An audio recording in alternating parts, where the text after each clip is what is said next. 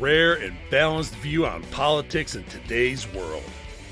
Based on facts, born of rationality, common sense, and logic, providing context on today's events, this is American Perspective with Rick Thomas. Hello, everyone, and welcome to American Perspective. I am your host, Rick. Oh, my goodness. The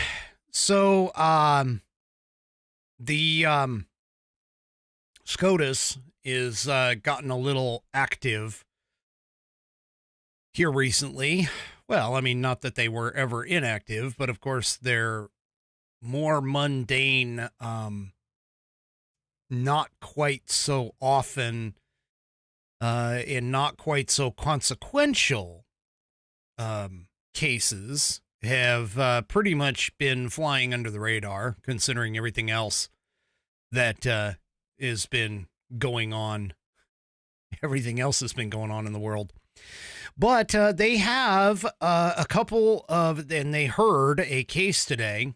There were oral arguments on a case today that I think is fairly significant, and so we're going to talk about that. Plus, also, too, Alito and Thomas, who are the two conservatives on the court. I'm sorry, I'm just not going to call this a conservative court, no matter how much the left seems to think that this is a conservative court. Yeah, he's a conservative. It's not a conservative court. I'm sorry. Gorsuch, Kavanaugh, Amy Coney Barrett, and Roberts, those four do not constitute anything that I would consider as conservatives.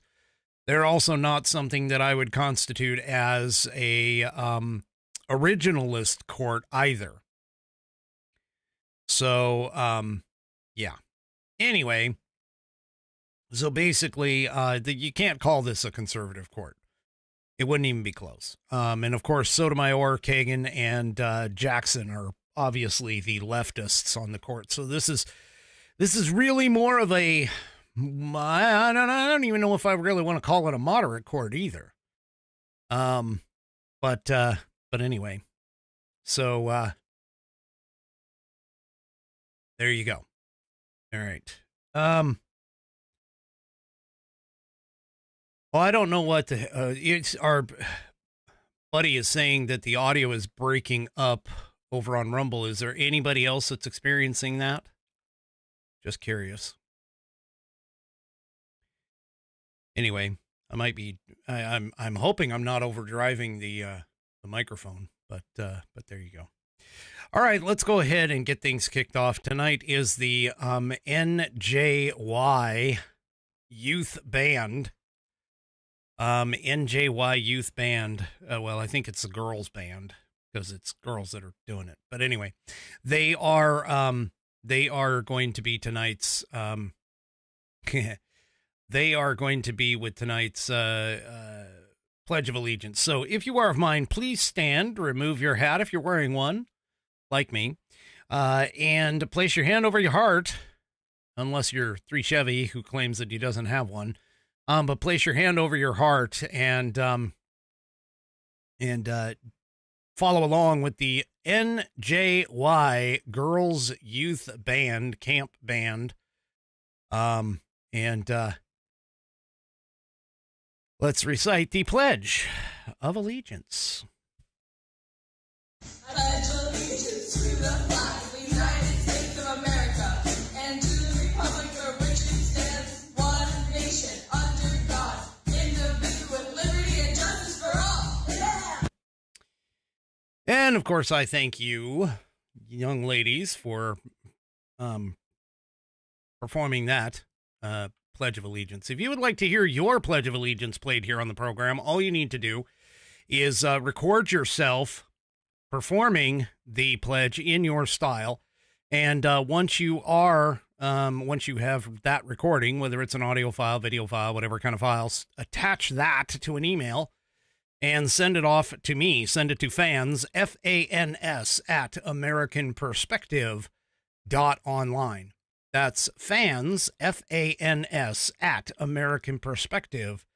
Online, and I will get you into the rotation. Tonight's headline sponsor is the Institute on the Constitution. The Institute on the Constitution was established in 2004 as a 501c3 nonprofit with one singular mission, and that is to restore the constitutional republic through grassroots education. All courses and materials are developed using primary source documents and taught from the American view of law and government, as defined in the Declaration of Independence in the following 3 key points. 1, there is a God. 2, our rights come from him. And 3, the purpose of civil government is to secure and protect our God-given rights. The IOTC offers the opportunity to educate yourself on our most precious founding document, the Constitution of the United States. They also provide tools to educate your community and get involved with local government. Start by taking their free U.S. Constitution course and go from there. Use my affiliate link, iotc.americanperspective.online. And while you are there, take a moment to look through their other course material and information. My affiliate link, once again, is iotc.americanperspective.online to get great content to learn about our historical founding and support the show in the process. That's iotc.americanperspective.online. Or if you just want to purchase this fabulous Saddleback leather-bound U.S. Constitution to support the show, go to constitution.americanperspective.online. Check this thing out. It's got 1/8 of an inch of Saddleback leather wrapped around pages that are water and tear resistant. Not to mention the fact that there's no glue being used for this binding. It is stitched all the way through the leather and the pages within. It's got a 100-year warranty against materials and manufacturing defects, such that if you send it back to the manufacturer with a problem, they will either fix it or replace it for free within that 100 years. It is buddy tested, buddy approved, Billy tasted, Billy approved. And my youngest whiskey warrior has confirmed that the information contained within will help you to study for your civics badge in scouting. Probably also help with that civics exam. Go to constitution.americanperspective.online and get yours today. Also, go and check out the rest of the Institute on the Constitution's offerings, as they are willing to allow me to be a brand affiliate. Fantastic group. You really ought to check it out. You really ought to check it out. All right. Oh, and Buddy points out that this pocket Constitution will not fall apart like cheaper ones from other programs. There it is, right there. You can see it right there. Ooh. Anyway, yeah, it is a good product. That's part of the reason why I push it. So, there you go. Okay, where was I? Oh, well, speaking of handing out things to a tard. Sorry, bullish dog. I'm going to borrow that for a second.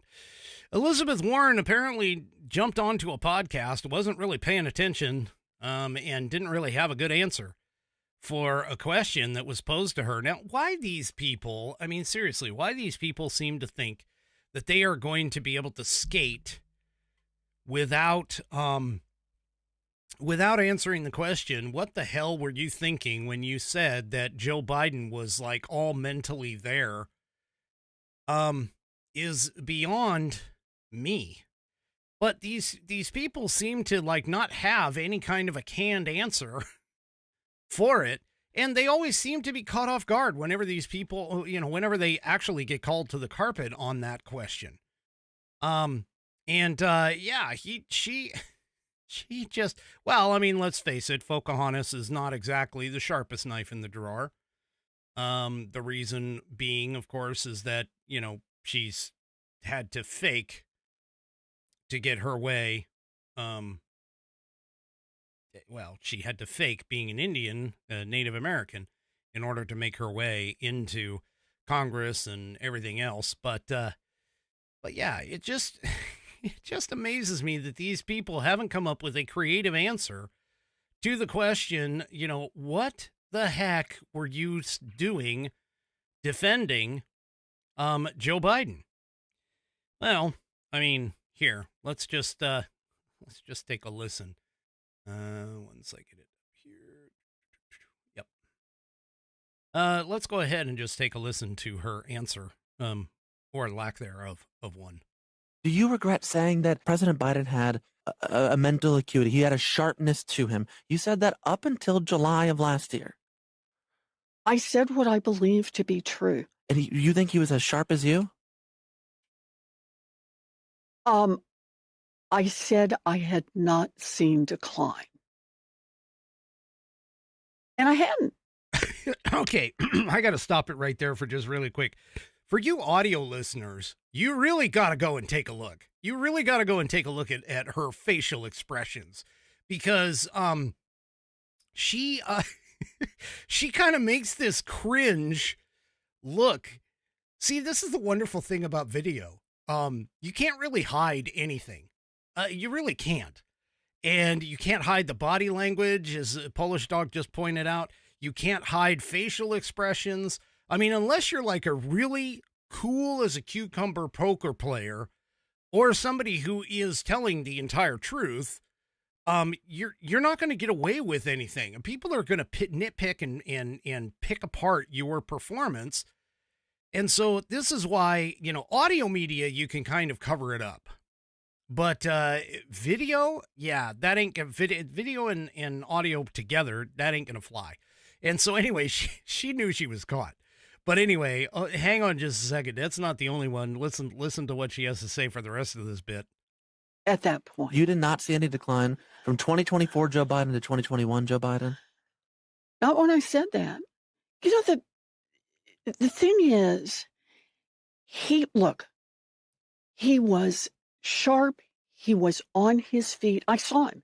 Live event. I had meetings with him a couple of times. Senator, on his feet is not praise. He can speak in sentences is not praise. All right. Fair enough. Fair enough.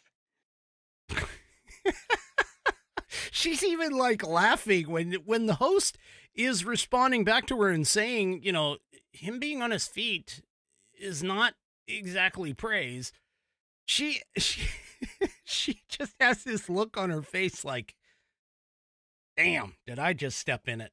And this is what the mainstream media and the rest of all of these people. I mean, I would love to interview people like her, because I'd be calling them out on the carpet on everything.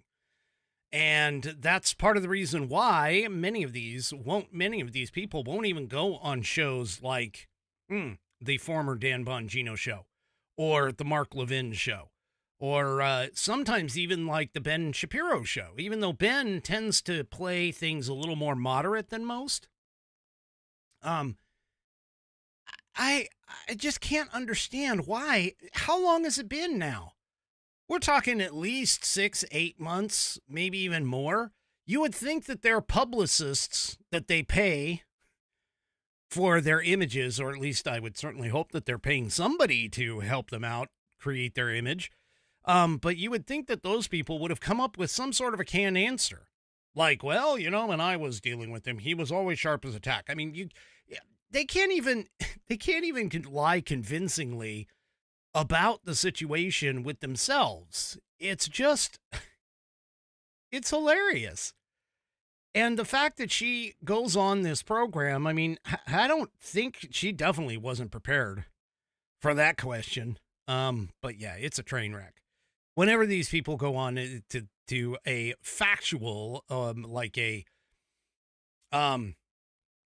like a factual sort of real, truthful show, they honestly, I mean, they gotta know they're going to be asked. This is just one of those things you gotta know. Okay, I'm just saying. You would think that their people, their public people and stuff like that would, they would definitely have something to say. Like, hey, you know what? We're probably going to get asked this question, so let's see if we can come up with a really creative answer. I mean, maybe one of them sometime could like say that, well, when I met with Joe Biden, I was on shrooms or something along those lines. I mean, at least give them some sort of an out. Like, oh, I had just left the Snoop Dogg show and I was a little high. So anything Joe Biden did or said just like made total sense, you know? Yeah. Anyway. Yeah, all right. Enough about that. Well, the Dems, as I talked last night, they've been a little off, meaning that they have no direction. And apparently they, at least some of them, have found a bit of a direction. They've found a possibility of a new strategy. Don't know how effective it's going to be, but here's the, shall we say, the name of that strategy. It's called Dark Woke.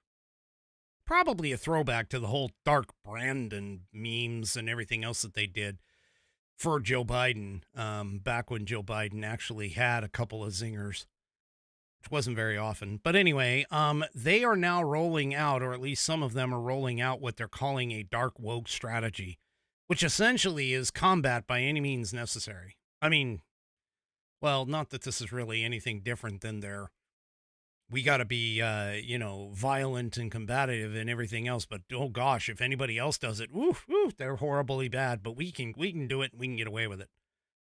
Yeah. Anyway, so obviously this particular thought process of being dark woke is being presented in the most public way by, of course, our favorite Jasmine Crockett. Jasmine Crockett is becoming more and more confrontational. They are attempting to try and counteract what the Republican Party's got the edge right now in terms of the unapologetic attention-grabbing rhetoric, which, let's face it, the Republican Party is just doing, again, those 80-20 principles, like I keep telling you, where 80% of the country agrees with them. But anyway, the New York Times reported this week that a growing number of Democrat staffers and strategists are embracing the dark woke label as a way to shed the party's reputation for cautious political correctness. Now, this is according to Bhavik Lathia, who is a former digital director for the Wisconsin's Democratic Party. The new approach is an attempt to escape what he called a respectability prison. Yeah, I've never once thought of respectability and Democrat, or, well, leftist Democrat for sure, in the same sentence. But he told the Times there is an extreme imbalance in strategy that allows Republicans to say stuff that really grabs voters' attention while we're stuck saying boring pablum.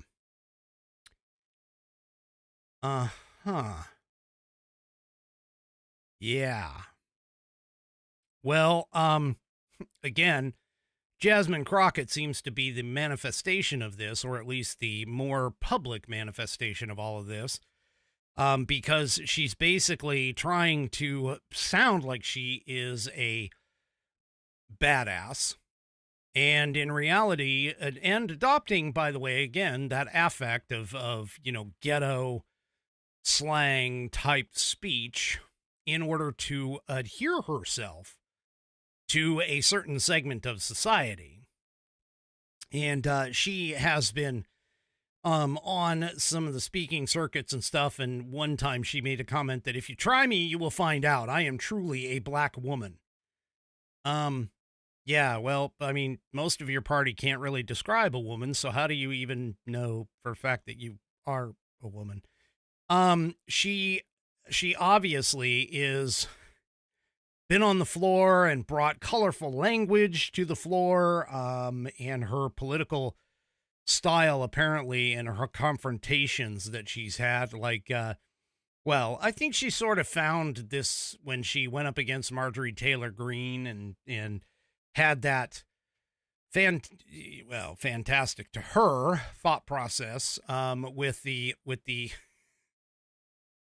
something about the, I don't even remember the full quote, but like the beach body, babe, whatever. And then she went and proceeded to screw it up on her on her shirts that she was trying to sell. Screwed up her own name in terms of spelling it. Well, she's also told tech entrepreneur Elon Musk to F off. Yeah. Publicly vocal on topics ranging from race to online misinformation, where she also criticized and has been criticizing, Republican colleagues using the phrase white tears. Yeah. So, anyway, she's just an example of this new battleistic kind of, dark, what is it that they call it? The dark woke. Yeah, we're going to be dark woke. Well, one person who has been around in the Democrat Party, and he is somebody that we do need to kind of listen to, even though he is a complete moron. But we definitely need to listen to him because he is pointing out a very real possibility should the Democrats get back into power. And that happens to be Jamie Raskin. Jamie Raskin, of course, is a moron, but he still has his finger on the pulse of what is, at least for the moment, the current Democrat Party. And he's got some choice words for the people in power today. And well, let's just take a listen to good old Raskin. So I like that idea, and it's a compliment to something that we need to be doing right now, which is engaging in far more work of transnational democratic solidarity with the democratic governments and the democratic movements and peoples and parties of the world. Totally agree. To try to prevent the spread of the lawlessness and the fascist chaos that's been unleashed against us. But implicit in it should be the idea that if and when we come back to power, and we will, we are not going to look kindly upon people who facilitated, to use a word of the day, who facilitated authoritarianism in our country. That's an assault on our Constitution and on our people. Yeah. Now listen to what he just said. He said, when we come back to power, and we will. He's saying basically that he and the rest of his party are not going to look kindly upon the individuals who facilitated. It's interesting that he uses that term, but facilitated the authoritarianism that's currently running. Well, I hate to tell you this, in real terms, Mr. Raskin, you guys are the ones that actually started the whole authoritarianism. So whether you believe it or not, and try to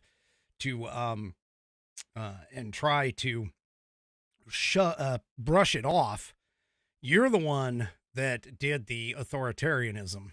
And that was clearly done in the COVID time frame, for sure, with under Joe Biden.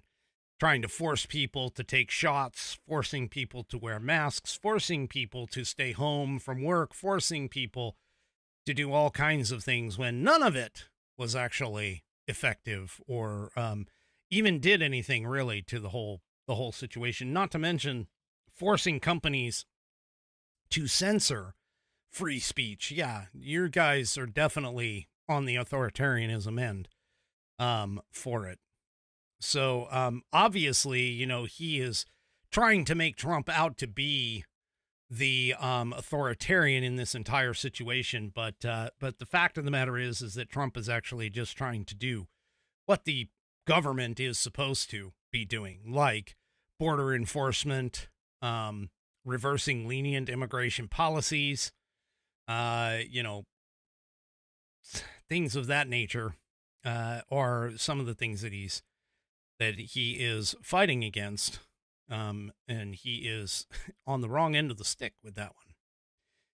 So anyway, they obviously have been criticizing those policies very harsh, even though the American people, again, that whole 80-20 thing that I keep referring to, although it may not be accurate, 100% accurate, but the whole point is that the vast majority of people want criminals out of our country and want to have our country to follow the laws, the actual laws, the real laws, the laws that were put in place by people much smarter than Jamie Raskin. Anyway. But he obviously is saying the truth. When they get back into power, and eventually I'm sure that they will, when they get back into power, they are definitely going to be instituting more of an authoritarianism kind of thing. It's basically they're just going to pull the cover off what they actually want to do for all of that. All right, let's talk real quick before we move on to our next topic. Let's talk real quick about Rumble Premium. This sponsorship is from Rumble and one that is incredibly important to the survival of the company.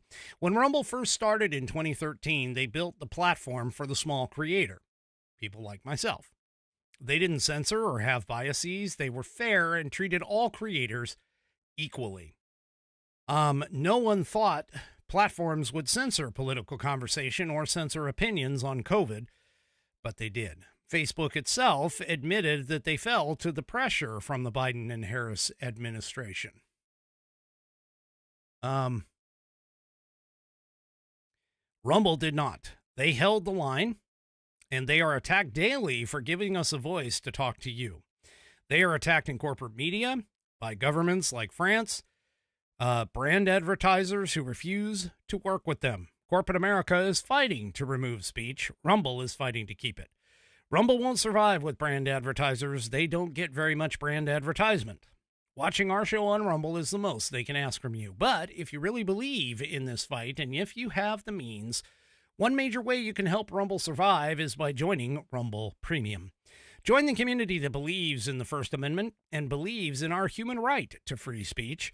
Rumble is offering a $10 off with the promo code STUDIO when you purchase an annual subscription.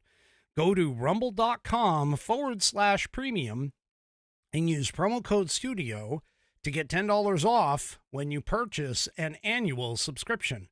Once again, that's rumble.com/premium and use promo code STUDIO to get $10 off with a purchase of an annual subscription. Like I said, if you have the means and believe in the cause, now is the time to join Rumble Premium.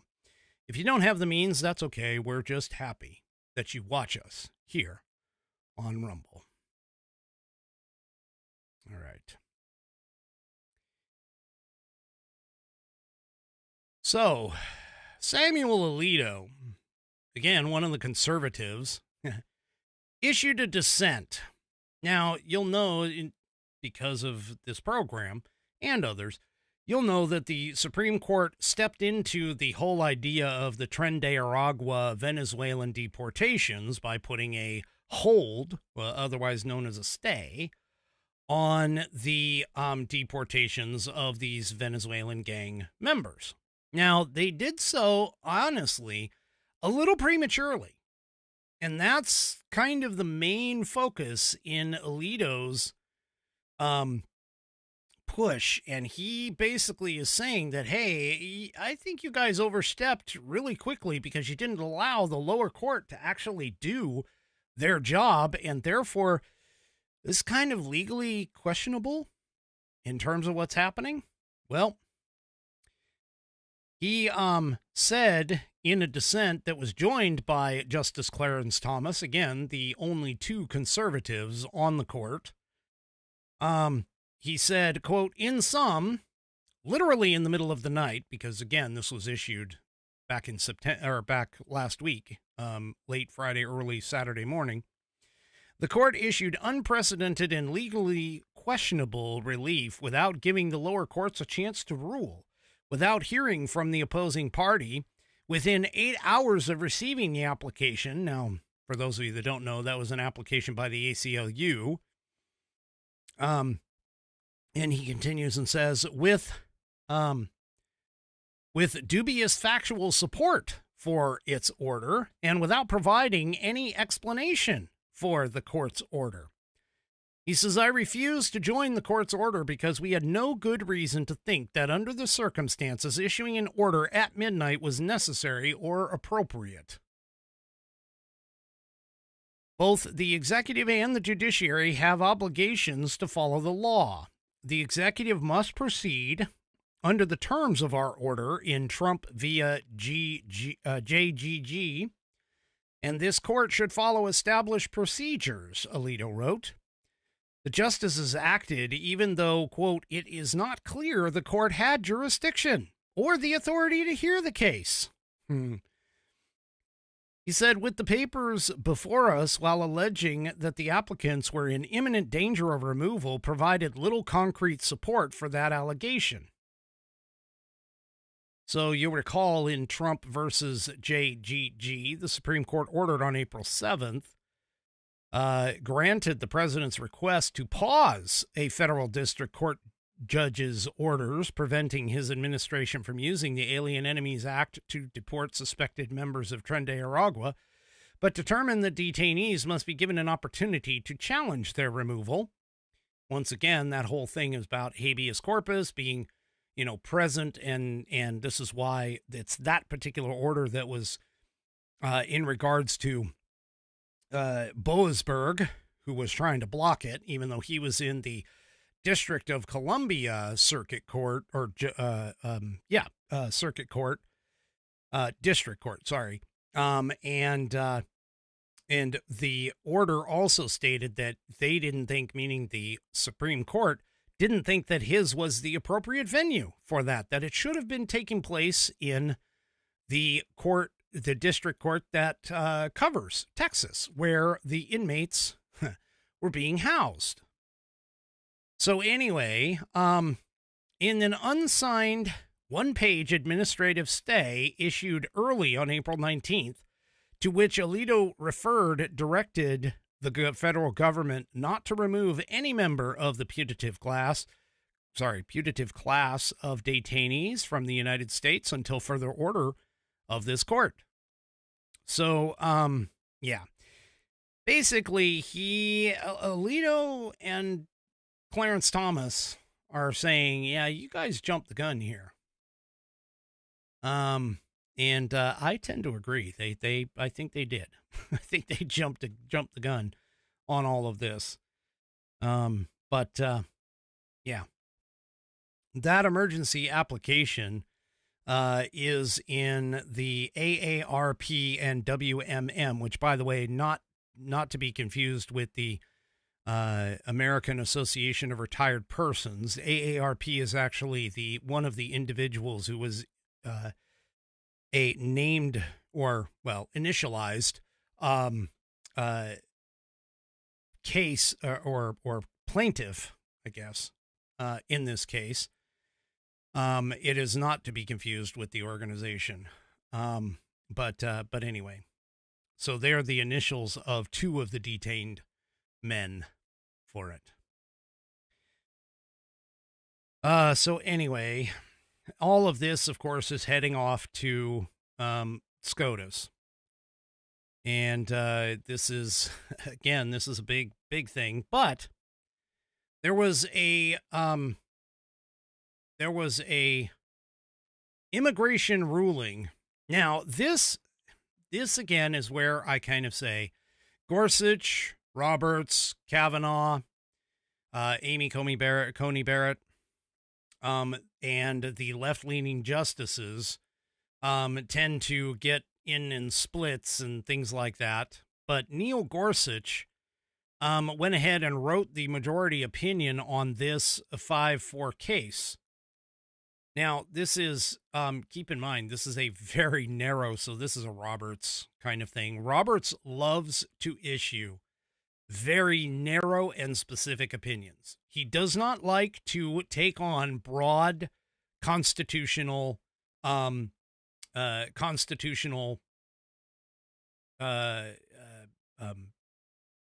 items. He likes to issue very narrow, very specific opinions. But in this particular case, Gorsuch and Roberts on Tuesday sided with the left-leaning justices in an immigration appeals case, which is a very narrow ruling. So in a 5-4 ruling on the Monsalvo Velasquez versus Bondi, centered on the government's interpretation of what is considered to be the 60-day voluntary departure deadline, in which authorities can use to allow certain immigrants deemed to be of good moral character to depart the U.S. on their own terms within those 60 days. The problem here was that apparently the 60-day departure ended on a weekend or a legal holiday in this case, and the Supreme Court essentially ruled that, and again with the backing of Roberts and Gorsuch, and again I'm pointing out this is Roberts' normal mode of operations here.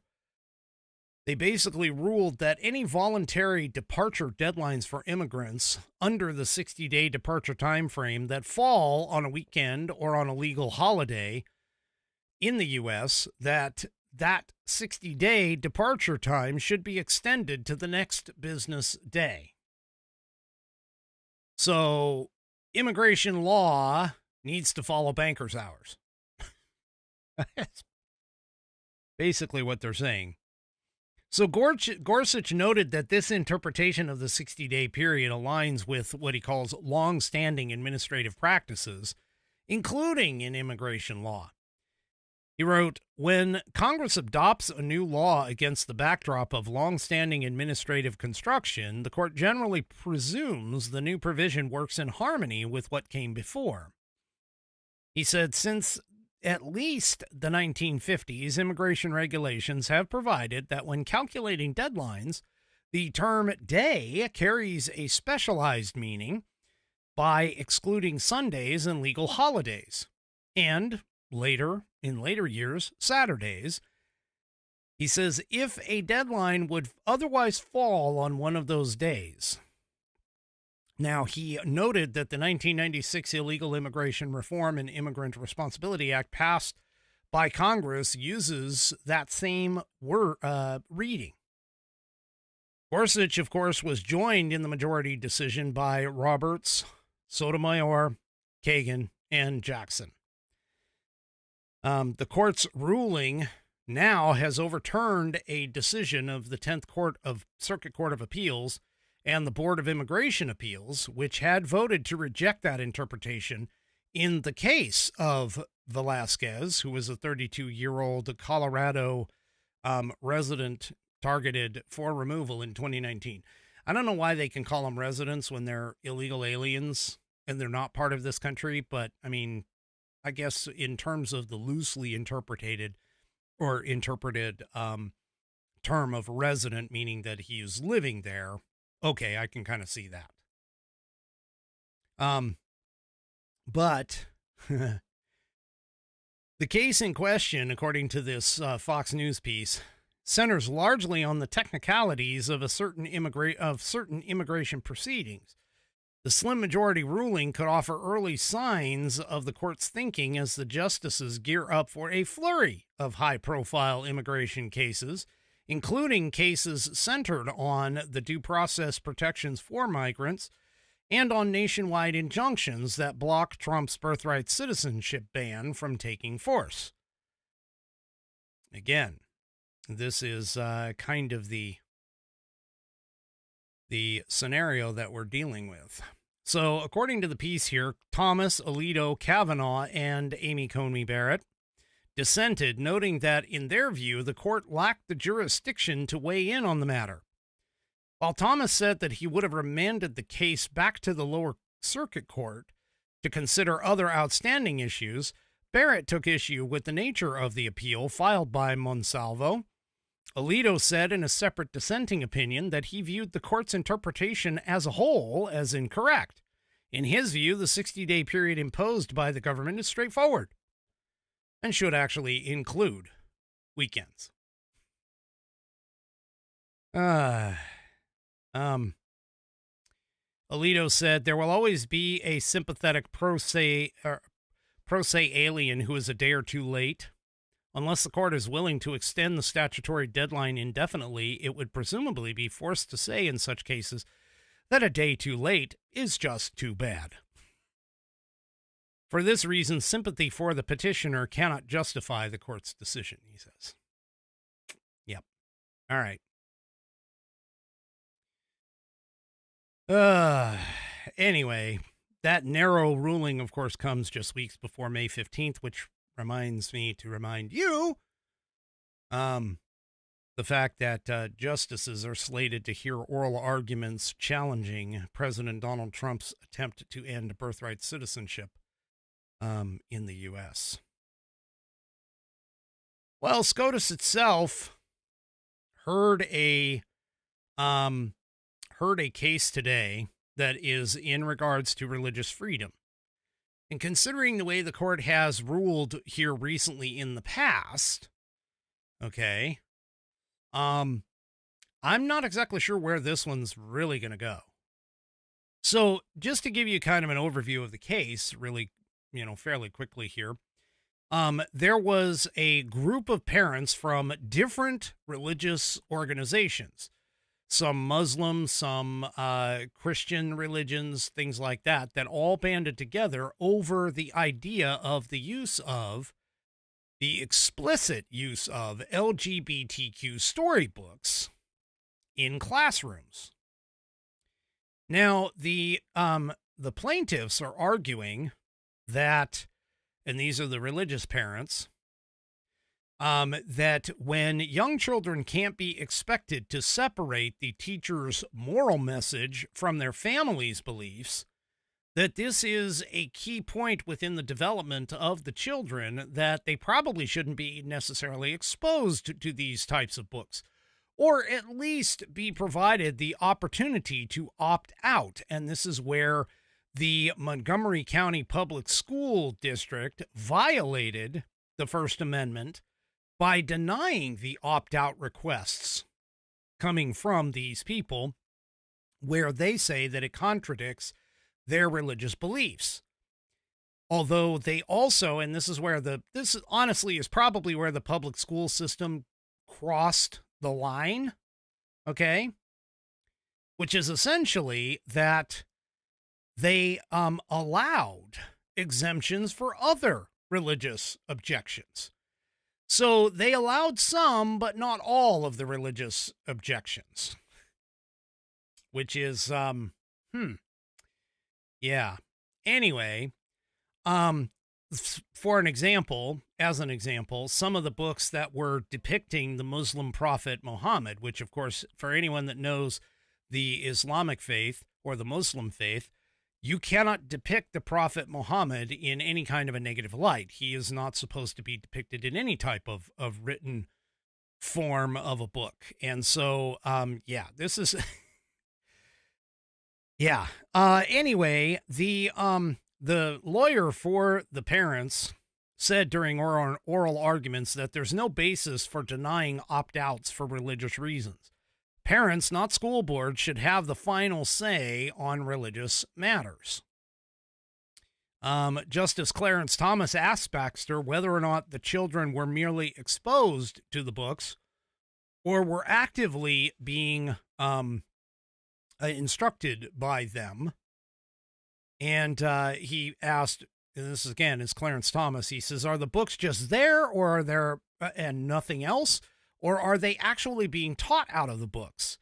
And Baxter basically said that the teachers were required to use the materials in class. When the books were first introduced in August of 2022, the board suggested that they be used 5 times before the end of the year. One of the schools, a Sherwood school, in June for Pride Month, said that they were going to read 1 book each day. Now, again, keep in mind, this is, look, in my particular point of view, what are we teaching these kids? What is the point of all of this? Because let's just face it, schools are supposed to teach our kids skills in which they are supposed to be able to benefit them later in life, such as reading, writing, math, science, etc. Now, if these books were on the scientific explanations of all of this stuff, then there could be an argument that's made. But this is not, these books are not being used as actual factual textbooks. These are storybooks. They are designed to push a particular morality and agenda. And so in this particular case, it's one of those things where I'm not exactly sure that this is something that is going to necessarily go their way. Well, during the questioning on the oral arguments, Alito and Sotomayor apparently had a moment of sparring within this. And so let's take a listen. This is audio only. They don't allow cameras in the classroom, so this is audio only. And yeah, so let's go ahead and take a listen to this. We're not going there. So, Mr. Baxter, I'm sorry. I'm sorry. Let me just finish this. Sure. Line. So, just answer my question. Is looking at the pictures, is there any affidavit from any parent that merely looking at people getting married, holding hands, none of them are even kissing in any of these books. The most they're doing is holding hands. That mere exposure to that is coercion. Our parents would object to that. They follow. All right, now, so let's move to what I think your objection is. I think your objection is to the student guidance, correct? Our objections would be even to reading books that violate our clients' religious beliefs. They've been, their faith teaches, for example, they shouldn't be exposed to information about sex during their years of innocence without being accompanied by moral principles. And here we have both books that violate their moral principles and instruction that tells them that, for example, they can pick their pronouns based on the way they feel, not even just for based on their gender, but how they feel from moment to moment. So, Mr. Baxter, book that Justice Sotomayor was referring to, Uncle Bobby's Wedding. I've read that book as well as a lot of these other books. Do you think it's fair to say that all that is done in Uncle Bobby's Wedding is to expose children to the fact that there are men who marry other men? No, Your Honor, and this court in Obergefell promised that parents would be able to continue to teach what this court called decent and honorable beliefs, that same-sex marriage is immoral according to their beliefs. And it's a far stretch from that for schools to compel students to attend. Parents are paying taxes. They have to pay at threat of criminal fines or penalties or the expense of private school. And then to have teachers telling them things that are directly contrary to their Yeah, beliefs. the book has a clear message.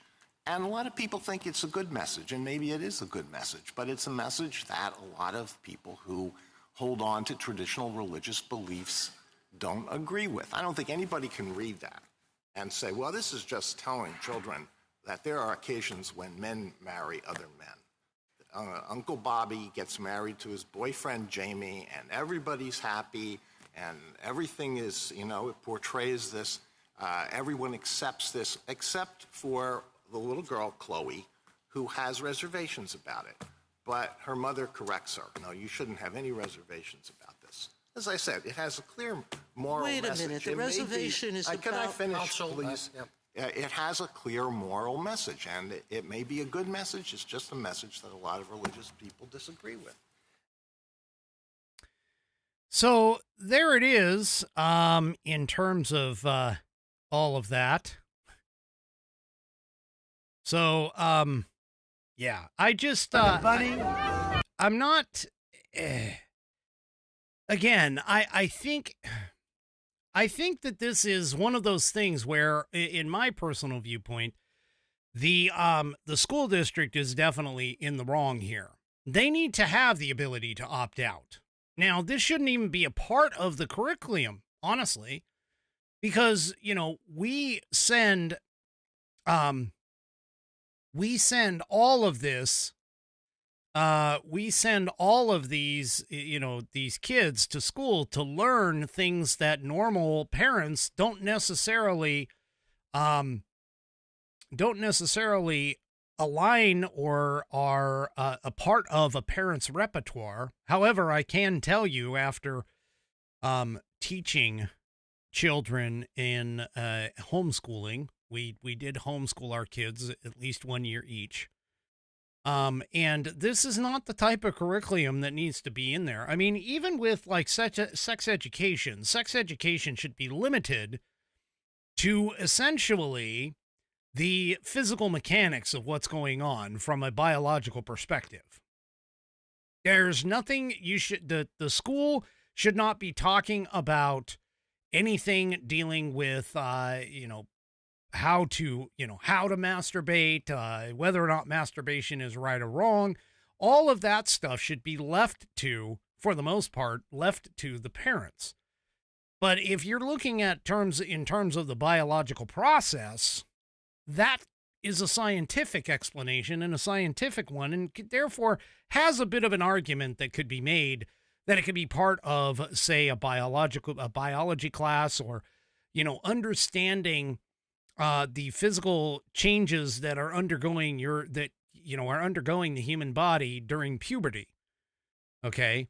That is essentially where it should reside, is give the facts, the scientific facts, forget the rest of it, and just focus on the biological and physical facts, and leave the rest open to the parents, whether or not they want to have their kids involved in those kinds of discussions. And at least give the opportunity for the parents to understand what is going on with them. But realistically, I mean, school should be focusing on just facts only. It shouldn't necessarily, again, unless the particular subject matter and topic is relevant to the situation. For an example, with civics and U.S. history and things like that, you can cover things like the political nature and some, in the case of U.S. history, teaching the correct religious background of them. But yeah, it just seems odd to me that these schools have decided to pick up on all of these discussions and these moral issues, which really should be reserved for the parents, and how the parents decide to teach their children in the realm of their own morality. And so, that kind of situation, I think, is where these schools, and I blame the Department of Education, the federal Department of Education, and of course the leftists that have taken over the Department of Education. But a lot of this that's being taught in schools and being pushed is a ideology that is not and should be in the school district, or shouldn't be in the school classroom. None of that is necessarily necessary in a learning environment when you are learning about facts and, science, math, etc. That's all there is. And that's all that really should be taught in schools and in classrooms. The morality and the other parts of it, they can be addressed if the question comes up, but it should be addressed with a very simple, you need to talk to the parents. You need to talk to your parents about that. But anyway, so yeah, here's another particular that I'm going to be very interested to hear how they're going to get out of this, considering the fact that they have consistently, over the course of the last several cases that have dealt with religious freedom, they have consistently fallen on the side of the fact that parents are going to make the religious choices for their children in terms of that kind of scenario. All right. Well, really quickly, further legal issues stack up for the Trump administration. Harvard has decided to sue the Trump administration over the funding freeze. You'll recall that the Trump administration put forth a $2.2 billion freeze on monies that are going to Harvard. Now, here's the thing. I don't understand why Harvard is so upset about this, because of the fact that the lawsuit itself was filed after the administration announced plans to withhold another $1 billion from the university. However, the university itself is reportedly sitting on an endowment that is like 52, 53, 56, somewhere in there, billions of dollars. Why are they going after, or why would they be trying to get just this 1 or 2 billion that's there when they're sitting on a 50+ billion endowment? It's kind of an interesting scenario. Well, they're suing the Trump administration, asking a federal court, of course, to unfreeze those billions of dollars in federal contracts and grants that the administration is withholding because of what officials are saying is the Ivy League schools' refusal to end DEI requirements and also combat campus anti-Semitism. In other words, Civil Rights Act violations. So, Harvard President Alan Garber said in a statement on April 21st, announcing the lawsuit, that the consequences of the government's overreach will be severe and long-lasting. Research that the government has put in jeopardy includes efforts to improve the prospects of children who survive cancer, to understand at the molecular level how cancer spreads throughout the body, to predict the spread of infectious disease outbreaks, and to ease the pain of soldiers wounded on the battlefield. I'm just going to point this out. I'd like to know where any of that is within the government's purview in the Constitution, according to Article 1, Section 8. Just saying. Excuse me. Public money, taxpayer money, is not supposed to be going to these things because of the fact that this is not a federal government purview. Especially if the organization, Harvard, is sitting on a $53 billion endowment, or whatever it is, $50+ billion endowment. I just can't see why this is such a big deal with all of this. Again, So, I mean, we're talking about 3.2 billion versus 50+ billion. Yeah, I don't get it. Anyway, so the secondary billion was earmarked for medical research, which again, I point out is not something that is actually written in the Constitution itself, with regards to what is supposed to be there. Now, granted that the government is supposed to set up the patent situation to protect all of that research, but they don't have to fund it. It's not there in the Constitution, and I'd like for anyone to be able to try and explain that to me with regards to that. All right. I think, that's where we're going to end it tonight. So do me a favor, if you haven't already, head on over to rumble.com, get yourself an account. It is free. And once you are signed up and signed in, make sure that you search up the American Perspective channel and hit that green follow button to get notified that every time I go live. Also, too, don't forget to hit those thumbs up and like buttons across all of my platforms, whether it is X, YouTube, Facebook, and, of course, the aforementioned Rumble. We will see you tomorrow night.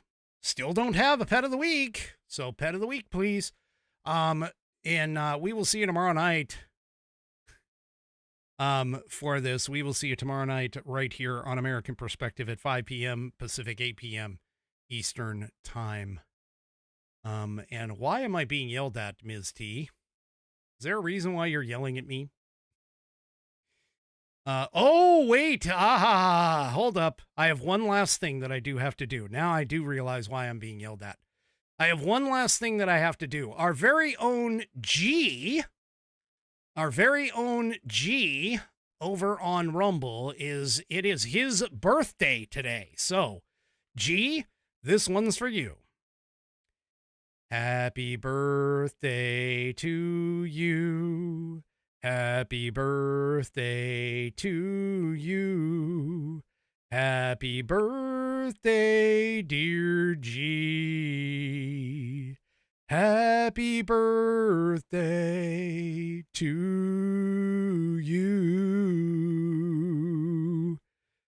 Happy birthday, G. Hope you had a really good day today. That's it for me for tonight, folks. We'll see you tomorrow. Good night, everybody.